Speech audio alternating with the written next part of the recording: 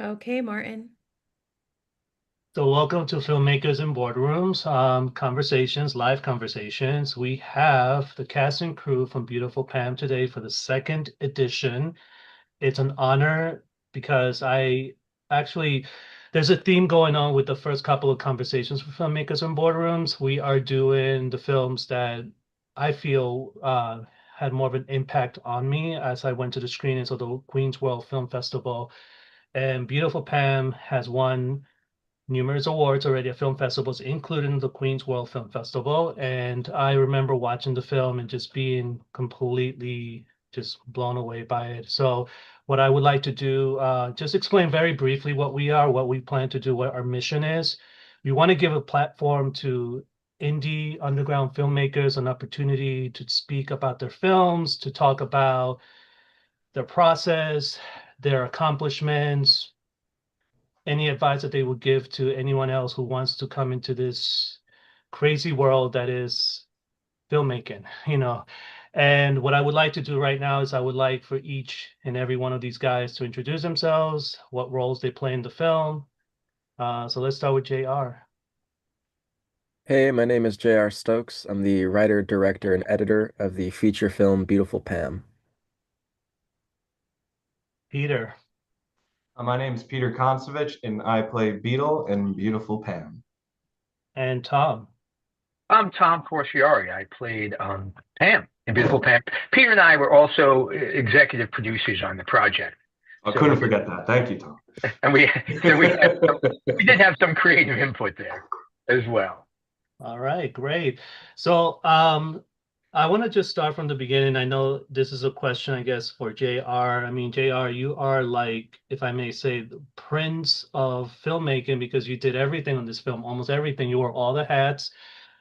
Big kudos to you for all of that because it's not easy to do it completely on your own and to accomplish such a great film with so much depth, you know. And I would just like to start. I know the first process of anything when you create something is the process of writing, and you wrote this film. I wanted to understand how did this story come about? Like, how did you come up? How did you think up of this such a intense, edgy character that's beautiful, Pam?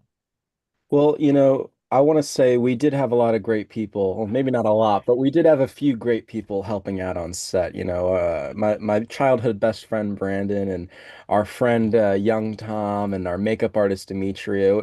We had a couple helping hands that made my job easier, made Tom's job easier, made Peter's job easier. Um, but it was a small scale thing. We had a tight little group, but I just want to preface that we did have some really amazing people helping out. I think the character of Pam comes from an allegorical place. I've always, when I was writing Pam, I wanted to write about myself and I wanted to write through the lens of Pam, right? And what I've been prefacing to people is that Pam lives a very distinct lifestyle. And you may not be able to relate to Pam's lifestyle, but I think we all can relate to the things that we see Pam go through, right? And I think really a lot of that has to do with Tom's wonderful performance as Pam. I think there's really such an inherent loneliness that we see throughout the film about Pam that is captured perfectly by Tom. Yeah, absolutely. How did you meet Tom? How did he get cast for this role? Well, our friend Peter, he introduced us, Peter. He's really he's a kingmaker, as we call him. Peter's a wonderful guy, and he really linked us up together. And I told Tom, I said, "Hey, listen, man, there's something I feel about you, and I really want to do this movie with you. I really feel strongly about this, and if you'd be interested, And he was like, "Yeah, I'm interested," and we went from there. We went from there. Nice. Yeah. Tom, so when you read the script the first time, I gotta say, what did you think? Like, what was your impression on the film? How did you prepare for the role? Um, anything Well, that you can share? the first thing when you read the script is you look at the character and see how it's written and where it goes, and you make sure it's something that touches you, that reaches you, that you can relate to on some level. And with Pam, a lot of it was the person of a certain age. And I have 3 kids. Luckily, I have a nice relationship with my 3 kids, but I have 3 kids. So there was the parent. There was recording in progress. Oh, look. Oh, hold on. I'm gonna just hold on. Hold on. I'm getting off this one. Sorry.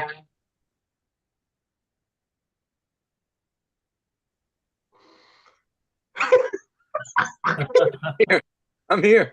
There we go. Okay, that's it. Much better. Yeah. So I just looked for the humanity in the character, and that was very easy for me to find. You know, I don't know that I had to have every experience that Pam had to be able to relate to their journey and to their pain Right. and their confusion. And again, having known people who have suffered addiction, who have gotten in their own way as far as their lives, I was able to tap into those aspects of the character and use that. And again, we had, and Jr. and I and Pete, Jr. and I particularly, we would voice message each other dozens of times a day, bouncing ideas back and forth and backstory and why did this happen and why did that happen, and that all helped to shape the character. Nice. Okay. No, because when I watched it, when I met you guys were right next to me at the press event at the Queens World Film Festival. And you guys were telling me about the film, and I spoke with Tom at length, and he was really selling me the film. And I said, this sounds really intense and interesting. So I did go out of my way to come and catch the screening, and I watched it. And I was sitting in the audience.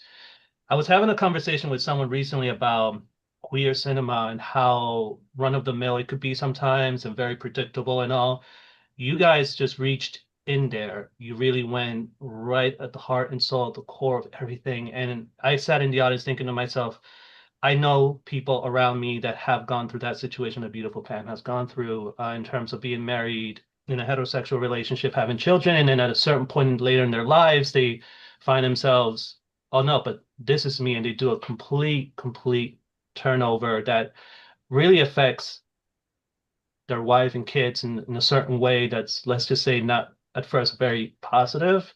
And it's a real life situation. It's real. And I was just saying to myself, bravo to this film because they really went in there and it's very gritty and real. And I thought it was just amazing in that regards. And the film, including character BEETLE as well, they're, oh, you guys are a bunch of outsiders, that society will frown upon, but yet you guys gave each of you gave heart and soul in your performance, and I congratulate you on that. Yeah. Thank you, brother.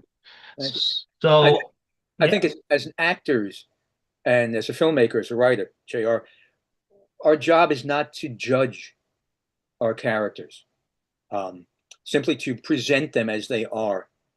And we've talked about, I know Pete and I have talked about many times when we talk about acting, that a villain doesn't always a villain, right? Yeah. So play a villain to be a villain. And not that Pam is a villain, but you have to love your character to present that character honestly. You have to be able to empathize and not judge. And I think that was one of the key things that Peter and I in particular, and Beck, playing Lauren, that we all really tapped into, just playing our characters as honestly as possible. To add on to that too, I mean, like that's like with BEETLE, as Tom just said, when you're playing a villain, it's important to not play it as a villain. For me, I wanted to make BEETLE as like charismatic as possible, but like BEETLE is just kind of sort of an allegory because I dealt with like addiction struggles and stuff in my earlier 20s. So BEETLE to me is an allegory to who I could have been, minus the child touching part, but who I could have been in terms of substance abuse. And I didn't want to play it like a villain. I didn't want to be, Chaplin about it. I wanted to just come across as just very human. Like I have an acting coach, Lynn Antonovich, who is a beautiful woman inside and out. And something she always tells me is lose yourself, take a breath, lose yourself. And then that's how you just find it from there. Nice. Okay. So I have a question in regards to filming itself. How many days did it take for you guys to film everything? Also, locations. How did you guys, especially the laundromat, did you film that in the middle of the night? Because it was really empty and available, like locations. And Yeah. I've worked all my life when I was younger in Long Island, so it was awesome just to see Long Island get its props on a film, just in terms of location. So can you talk to us about cameras, what cameras were used, how many days you guys filmed, what was the planning behind all of that, locations? We actually broke into the laundromat where they didn't know. No, but I actually counted this yesterday because I felt like I wasn't giving a good enough answer when people would ask me this. We shot for 23 days. We shot for 22 days in September and October of 2024, plus 1 day of pickups 6 months later, around like April or so. So 23 days of shooting for Beautiful Pam. We also spent about 14 days rehearsing the film, like rehearsing for at least 2 hours. And I got to give credit to the actors for coming and rehearsing in my garage. And it was really this DIY experience, but it worked out well because the cast delivered these beautiful performances, and everyone knew the assignment. Um, we rehearsed it like a play almost. As far as the more technical stuff, I shot on a Canon R6 Mark II with a 65 millimeter Blazer Remus lens. We shot it on one lens. Um, yeah, which was a cool experience. Having to swap lenses can be kind of a headache. So I really enjoyed shooting this on one lens. I feel like that lens in particular really gave us a lot of variety and being able to make the film feel as intimate as possible, while also being able to step out of that a little bit. There are a couple shots later in the movie where we're zoomed out a little bit and we see Pam in the Taco Bell, especially, which is one of my favorite sequences. And Pam's just eating the Taco Bell. We're zoomed out. That's like one of my favorite scenes. Um, but yeah, overall, locations as well, all those were donated to us. We had a lot of support from our local community, a lot of really wonderful people, including Peter. Actually, the second to last scene in the movie where Pam goes to confront Beetle was filmed in Peter's bedroom. So, All right, don't dox me. no, all the locations were donated. We had a lot of support from our community behind the film. Nice. Can I just interject real quickly? Because you said that shot where Pam is eating tacos, was that inspired by Edward Hopper? No. Oh my God, I, that shot, I love it. But I can see that it's got that Nighthawks look, yeah. definitely, and the Gorgeous. anamorphic, and Pam is over to one side. It's very much a Nighthawks at the diner look. Yeah. Oh, it's gorgeous. Okay, Thank sorry, you so sorry, much. Martin. That's Just okay. kidding. I thought to myself, I said, hey, listen, what's more depressing than eating Taco Bell alone at 11 o'clock at night? And that's what we wanted to capture. Eating those potato tacos. Which Tom wasn't a fan of, although they're my favorites. Oh, So this is JR, is this the first feature film? Have you This is done my your film second feature film. This is my second? second. Okay. Um, a lot of filmmakers, it's a hard thing to do when they first start, maybe fresh out of film school, or they're just starting to do it on their own. Yeah. A lot of people feel that I don't know if it's pressure so much, but they want to go into filmmaking. They feel they have to do a feature film to be validated as a filmmaker. What advice would you give, especially, you wore all these hats, you were the editor, producer, cinematographer. I mean, what advice would you give to anyone who wants to start out doing this budget wise, everything? Like, what would you tell them how to start? I always feel as if I'm not in a position to be giving advice out to people. But since you're asking me, I will say I think it's just about everyone has a desire to tell a story, right? Everyone wants to tell their story. Everyone wants to make a feature film, and making a feature is not easy. I think the most important thing I learned in making two feature films so far is you have to find the people around you that want to tell the same story as you, and want to make a feature film with you. You're never going to be able to do it by yourself, and while I did wear a lot of different hats, there were also a lot of wonderful people around me that get this movie made, Tom and Peter included. So my biggest piece of advice to people would be find your people, find your family. That's what it's all about. Nice. Okay. And what advice would you give in terms of budget?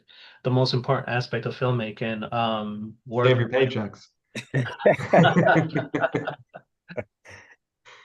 Yeah, save up your retail job paychecks.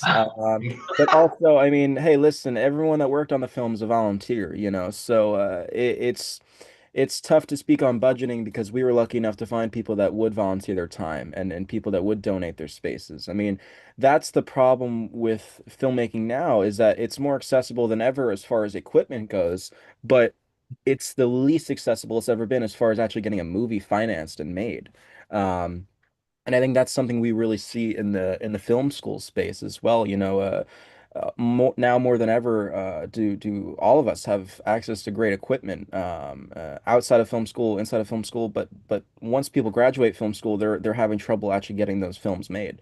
Um, so as far as budgeting goes, I mean, if you can cover the necessities and you could tell a convincing story that people will want to volunteer their time for, then there you go. Nice. Okay. For the three of you, any hurdles that you guys want to share in terms of the filmmaking process for this film, Beautiful Pam? Anything that Peter, as an executive producer, actor, JR, of course, wearing all the hats, primarily, and Tom as an actor, anything that you guys want to share that you feel that you learned from this film while you were making it? Um, I think that the rehearsal was certainly it helped because we were able to, JR Mm. gave us the room to not improvise. Improvise is not the right word, but to help shape the scenes Yeah. and to, bring our own thoughts and ideas for how the scenes could be best accomplished, in certain cases. Um, but yeah, the collaboration was really important. Of course, like I said, we had like no budget. I would come and bring like a box of donuts, or buy a pizza, so people had a bite to eat. Um, but we were very lucky that people were really behind us. People were believed in the project and were willing to do it for no money. I mean, everybody volunteered their time. Everybody volunteered their time. And then you said 20 some odd days of shooting. So, and these were not like it wasn't like an hour here, an hour there. We shot for like 2, 3, 4 hours a night when we shot. And also, JR had a really good schedule. So it was like tight. It was like, okay, tonight we're shooting this.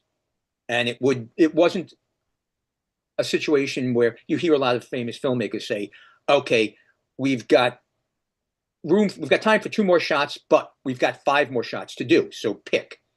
JR, the way he scheduled it was, look, this is what we're shooting tonight. And we never ran, like, oh, it's off since 2 o'clock in the morning and we still have to get a shot. It was all really well structured.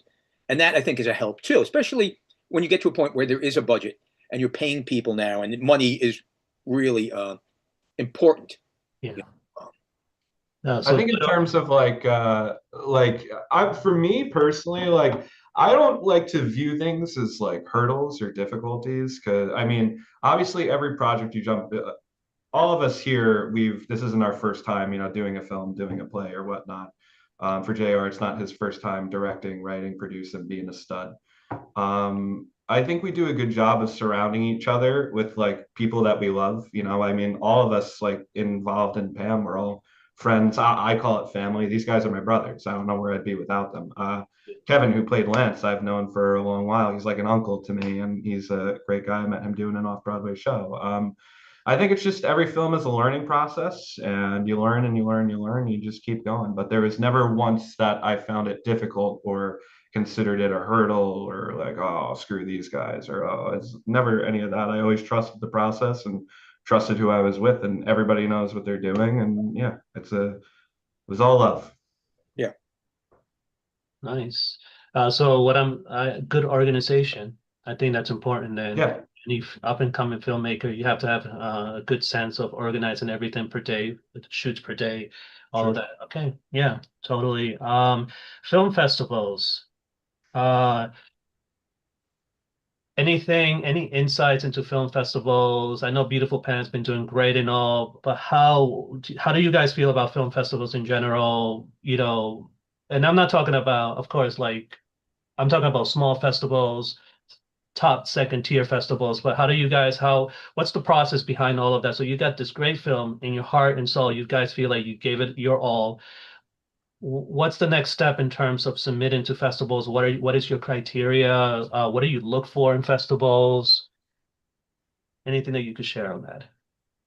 Well, festivals are really expensive. So what we actually did at the start of our festival run, Peter and Tom, as executive producers, they helped chip in as far as the festival fund, we'll call it. And so that gave us more flexibility and more room to be able to submit to festivals and to put our film out there and to get our film seen by audiences. And so that's something that was really wonderful. Also, our producer, Sarah Stabile, who I want to shout out, she, for the past couple years, she's been throwing festivals at me. Hey, submit to this one, submit to that one. So some of our festivals that we submitted to were thought of because of our producer, Sarah Stabile. But festivals are really such a wonderful thing because we've been able to meet you, Martin, and we've been able to meet this person, this person, this person. Festivals have been the backbone of independent filmmaking for a very, very long time, and I think they will continue to be. And as far as film and theater potentially being in danger in the next couple decades, I think film festivals are going to be the saving grace. And of course, we had such a wonderful time at Queens and this festival and that festival. So festivals are very, very important to the independent filmmaking scene. And I'm sure Peter and Tom can also speak on that as well, as far as their experience being at the festivals, being actors. Absolutely. I mean, I like consuming art like Popeye likes consuming spinach, man. So it's all good stuff to me. Yeah, it's again as many eyes as you can get on your film, and had a lot. We've got a lot of people just we've had a lot of people see Pam because of film festivals, and we've got to meet a lot, like as JR said, a lot of really great filmmakers, people who are doing what we're doing, and we've got to network, and we'll be working with some of those people ourselves down the road. So it's all good. I'm a fan. Yes, it is, a little expensive. It can be pricey, and then you hear things like, the Independent Spirit Awards. It's like what the amount of money to submit to that is like certainly out of our range, but it's part of the business. It's just part of the business. Everything costs money. It's all about money. There's a great independent film made about a year and a half ago called Fresh Kills by Jennifer Esposito. And the two leads in that film, one of them is Odessa Ozion, is that how it's pronounced? Who is now co-star in Marty Supreme, and Emily Bader, who is in a very popular Netflix movie right now. And, Jennifer Esposito, who you may know as an actress, she made this film, and it's a great film, but she can't get anybody to, she's got a handful of people seeing it, but it's not getting the audience because she can't put the money behind it. Also she's a female filmmaker, and I think that's an issue. An independent female filmmaker who's known best as an actress. There's a lot, the industry it's a tough nut to crack. And I think that any accolades or any again, as many eyes as we get to see our film, it's all a plus. It's all like it's all in the good, checks in the good column there. So for the investment in terms of you guys submitting to film festivals, your criteria would be then simply, we just want the film to be screened. It's important venue, I'm assuming. Yeah. How long the festival has been around for. If it's like 13, 15 years, that's good enough. That means they know what they're doing. They've lasted that long. And also to understand, looking at past events, just to see how many people they are able to draw to come to the screenings. Yeah. Yeah. I mean, I will say also, we've been to a couple of newer festivals. We were at this festival, Be Frank, recently, which is this new Manhattan-held film festival, which is an extremely incredible experience. Open Gate Film Festival, Hampton Film Festival. There are a couple newer festivals that we're really having a good time at as well. I don't know if Peter, you want to say something. Yeah, no. I was gonna say, like Martin, you were touching on like things to look for, like in the festivals, like how long they've been around, quality over quantity and all that. But one thing I was gonna add to was if I could pay to screen Pam in every single theater in the country, I would. And I don't even say that as a joke or to be funny. I believe in everybody there, and Sid is like my brother. And I would do anything for this guy. And it literally, like when we were talking about submitting to the festivals and putting the money towards it, I just put my money down. I said, put it towards whatever festival you want to, however many you want to. I mean, Sid chipped in as well, or JR, sorry, Sid's his nickname for me, but JR chipped in as well, and Tom chipped in as well. And it's just cashing a blank check, man. I just want the movie out there. I want people to be able to experience what everybody did with that film, and to I think JR really has a knack for making a property that explores the best of us and the worst of us. JR really has a hunger to understand the human condition, and I want everybody, to be able to see that. So yeah. Nice. So the future of cinema, and I want to get each and every one of you guys' perspective on this. How much time you got? Where do you, I mean, I don't know. I mean, independent filmmaking, let's stick to that at least. Where do you guys see everything going?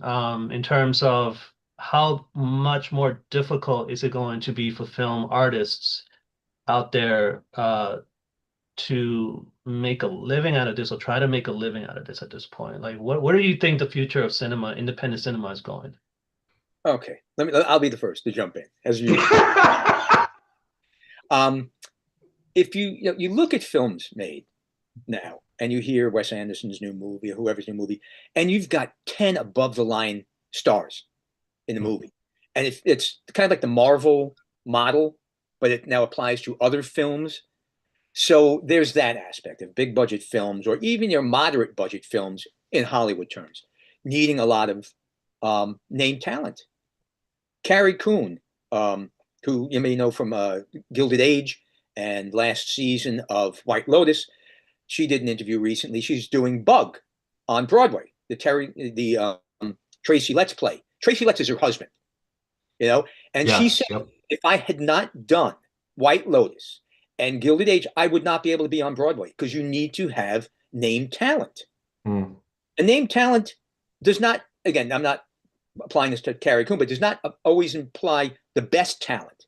It just means who's going to put butts in the seats. And she said in that interview, she goes, there were phenomenal actors and actresses who are not getting work because they're not well known yet.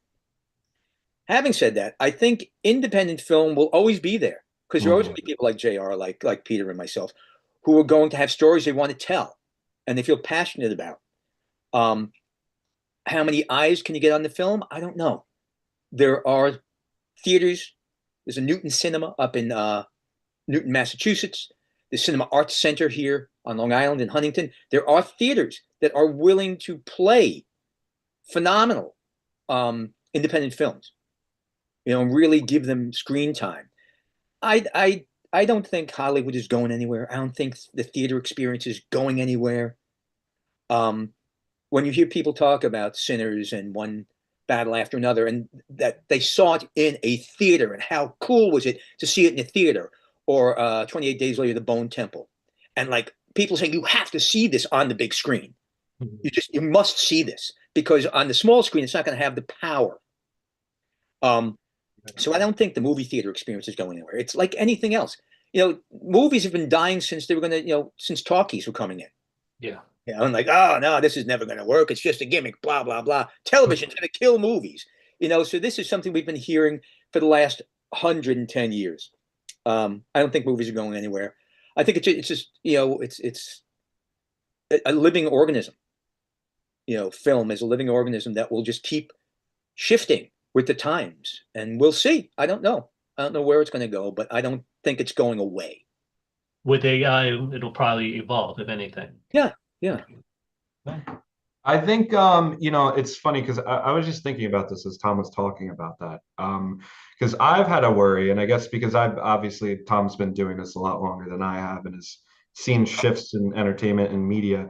Obviously we all know about this whole Netflix Warner Bros thing, going on. So for me, as an up and coming artist, it's like, oh my God, like what's going to happen to the theaters? What's going to happen to cinema? But I think Tom makes a great point that it's these things have been said, they've happened before, they'll continue to be said. They're probably going to have holograms one day. Who knows? We can teleport to, all across the globe one day, and planes will not be a thing anymore. I think that, though, if the worst case scenario did happen and something like this Netflix Warner Bros merger did make the worst of it, and cinemas started shutting down and theaters started shutting down, I think that's why the indie filmmaking and festivals are so important, because we're getting the work out there for the people who are still hungry to do so. And I think it would be our job then at that point in this dystopian future or whatever we're heading towards, to inspire others to do that, to take that into their own hands, so we don't,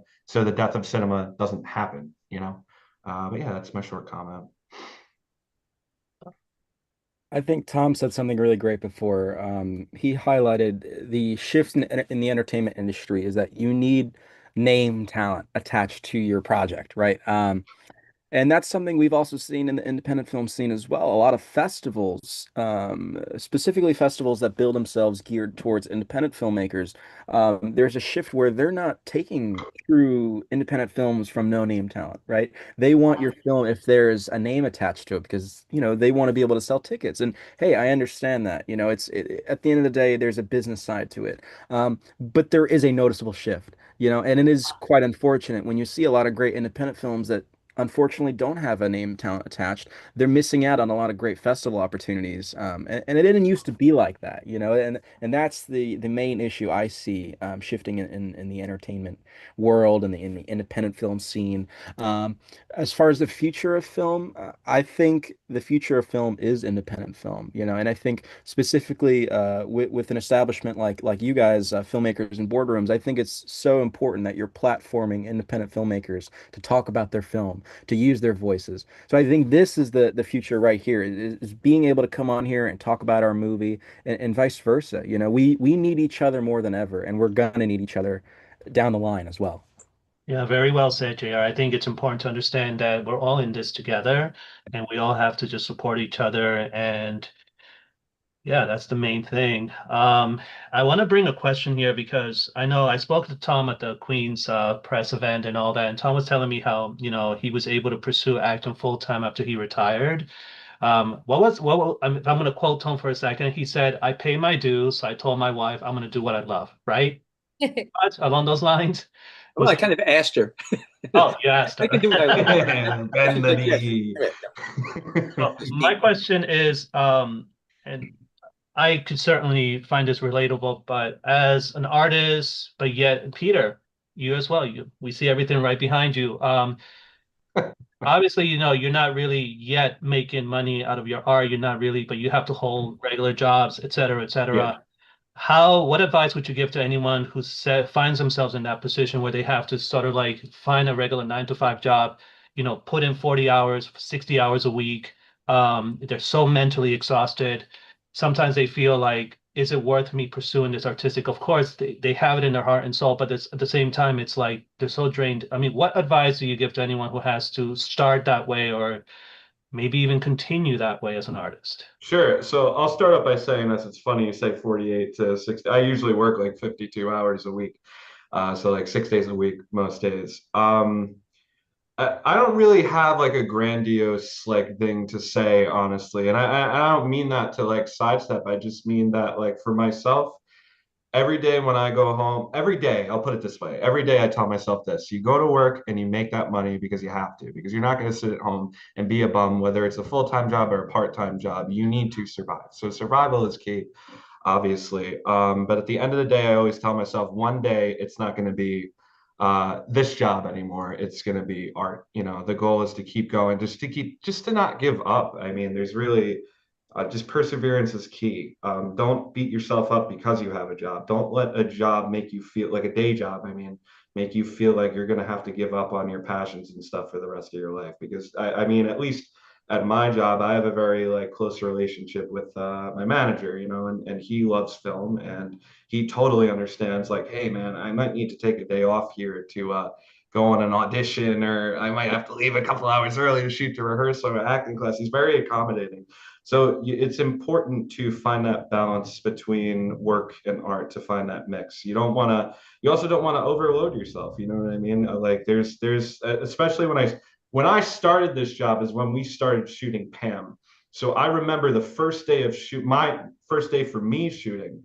I was so vehemently overwhelmed, and I shot right over to rehearsal. I hadn't eaten all day, and it was just like I was like so like nervous, but like that was a lesson for me that like I cannot let this happen again, because we have, as Sid said, like 23 more days of shooting, and I need to kill some of these scenes, you know. So I've done a lot of meditation, definitely a lot of meditation. I have a few books on like meditation and just like positivity, like quotes. Surround yourself with positivity. Absolutely. And read some manga, man. Read like Vagabond or something. I mean, there's this Takahiko Inoue wrote a manga called Vagabond, and that book changed my life and grounded me to the realest person I could be. And just literature is also good. But yeah, I'm just rambling, listening to things here. But yeah, anyway, point being, don't overwhelm yourself. Surround yourself with positivity, and you'll do a great job. Well, Don't- here's Yeah, I'm gonna here's the look into that book, Peter. Thank you. it's amazing. you have to love it. You have to love it. You have to be willing. Because, yeah, I retired in April of 2025. So we had already shot Pam. And when I retired, and I'd speak to other actor friends who had known me for quite a few years, and they said, wait, you just retired now? How are you able to do all these projects? So I loved it and I wanted to do it. There was a night when I was shooting in Brooklyn till 3 a.m. and I had to be at work at 9 a.m. And what I did, you know, and it's not like I'm no spring chicken like these other two gentlemen here, you know. So I drove home from Brooklyn, from Nob Hill, Nob Hill, no, Cobble Hill, I'm sorry. And I went to work and slept at work. So my coworker could wake me up at 8:30 and I could have my work day because it was important.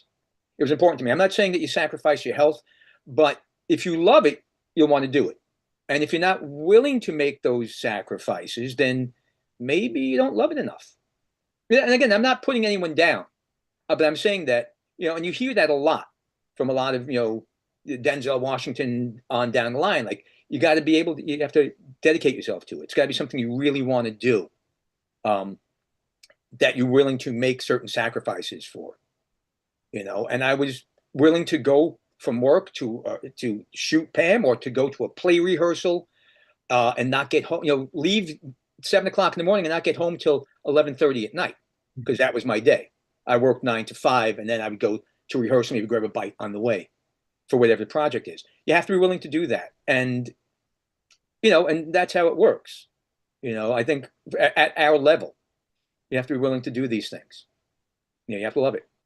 Yeah, very insightful. I agree 100%. It's very hard to do, but if you just said it, you gotta love it to make those sacrifices, and sometimes the rewards are not always what you'd expect, but you have to be able to love it enough to just say, okay, I can move on to the next project now because I gotta keep evolving, I gotta keep growing with this, because that's what artistry is at the end of the day, is you grow. You have to grow. There's no sense in doing it if you're just gonna go in circles. Um, so, I mean, today's conversation with you guys hit a lot of points that even was an eye opener for me. And I'm so grateful for you guys to take the time to do this. How I want to end this is I want to just ask you guys what's next for you. What are you working on? What are you planning? What's on the blueprint? Anything. Who's first? NDA. Well, you know, I can speak for myself, and I could say that, you know, I'm developing a new feature, and I'm proud to be developing it alongside these gentlemen as well. And you know, it's gonna be something cool. We're really, you know, I said to these guys, I'd love to make movies with these guys forever, you know. So that's something that's really important to me and something I want to prioritize. And yeah, you know, I mean, right now I'm personally focused on getting Pam out the door, but you know, there's something coming up that I'm really excited for. I'm really excited to work on with these gentlemen as well. Nice. Me? Tom?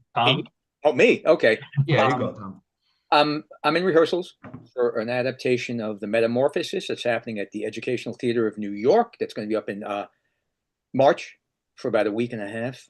Oh, nice. At Okay. the Theater for New City. It's an educational program, so it's actually 10:30 in the morning is when these performances will be for students, and it's a cool project. on top of that, I've got, a bunch of film work like kind of looming, in the latter half of the year. So I'm not sure what's happening there. But if you're not doing anything next Thursday night at 8 p.m. on Channel 4, you may want to check out the episode of Law and Order. Nice. Great. You just may want to do that, or the following night on Peacock at 8 p.m. So just little commercial there for the original Law and Order, not the one with Mariska Hargitay. He's a movie star. Tom already forgot our numbers. He's a movie star. Yeah, he doesn't even know Who my are you name people? anymore. Who are you? Peter? Yeah.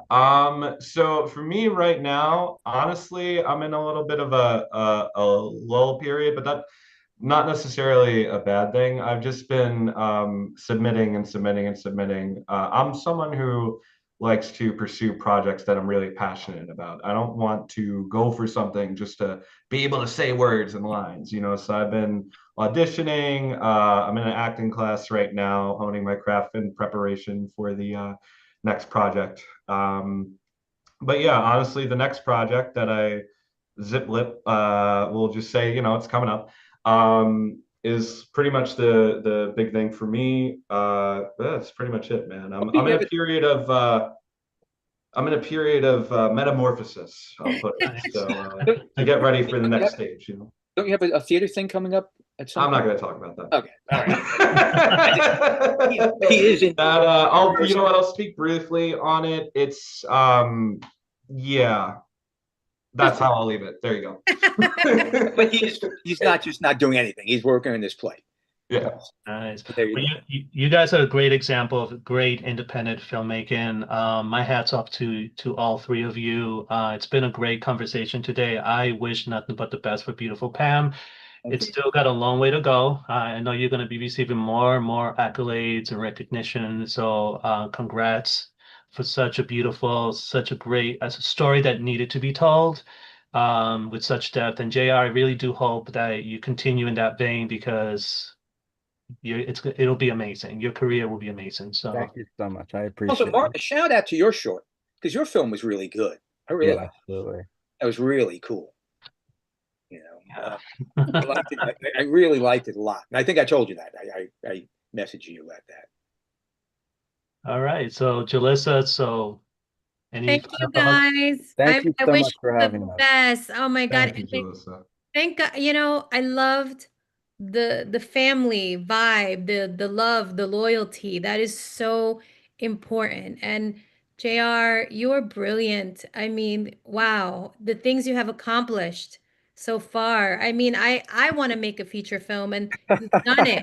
You've done two. Sure, Like, yeah. what a role model you are. You've I don't very know about all that, but thank you. I appreciate it. I appreciate it. It means a lot. I'm incredibly honored to be here to you and Martin and to the entire filmmakers and boardrooms community. This is truly a great honor. I know you're just starting up and we're so happy to be here. And of course, I'm honored to be working with these gentlemen and speaking alongside them and I've made the film with them. And it's just a great honor to be here. So thank you guys for having us. Thank you so much. Thank you. Thank you guys. So best of luck to you guys. Peter, I'm gonna reach out to you about that book. JR, I'm gonna, like Jalissa just said, I'm inspired to make my first feature, so I'm gonna ask you for advice, pick your brains. Absolutely. And Tom, we gotta work on something, my boy. I gotta get, like you just said, I gotta get a big name on my film, so you'll be the one. Right. So thank you guys. Have a good Thank you. So Thank much. you, Take Martin. care. Thank you. Bye-bye. Thank you guys. All right. I'd love to come back on next time. Next time I make a movie, we'll be back.